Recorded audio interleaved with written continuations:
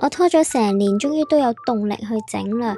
嚟緊1月呢，我會擺市集，咁啊想趁住呢個機會去挑戰下，用陶泥去整我嘅港式麵包系列。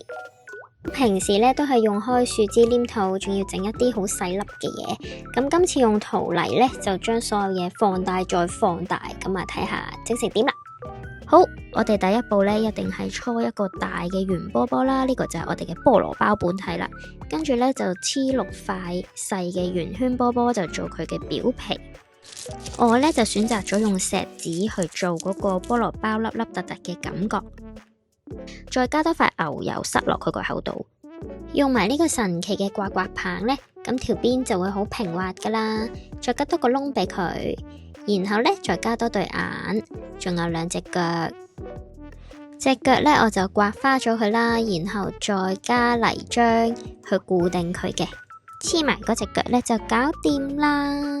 噔噔，跟住就到豬仔包啦，睇下佢幾肥嘟嘟，希望我油顏色嗰陣唔會 fail 啊。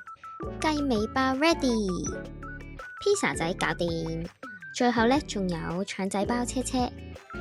意外係總會發生嘅，喺風乾嘅時候呢，我個披薩已經壯烈犧牲咗，佢已經冇咗一隻腳。不過我就自己重新再整多咗一隻啦，終於開始油顏色。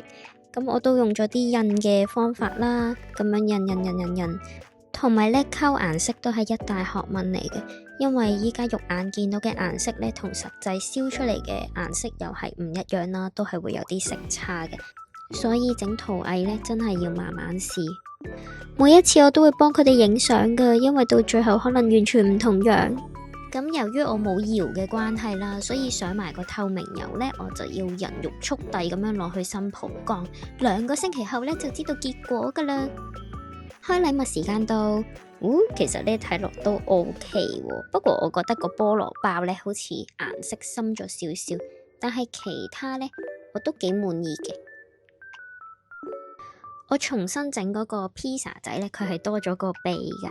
最後呢，我就會用樹枝黏土去整啲細微嘅位，即係佢嘅眼啊、嘴啊、一啲 detail 啊咁樣咯，咁就大功告成噶啦。整好之後呢，真係好有成功感啊！估唔到呢幾個線香座呢係真係可以用得㗎。唔知有冇人對佢哋有興趣呢？不過整手工呢啲嘢呢，都係自己開心最重要嘅。我哋市集見啦，拜拜。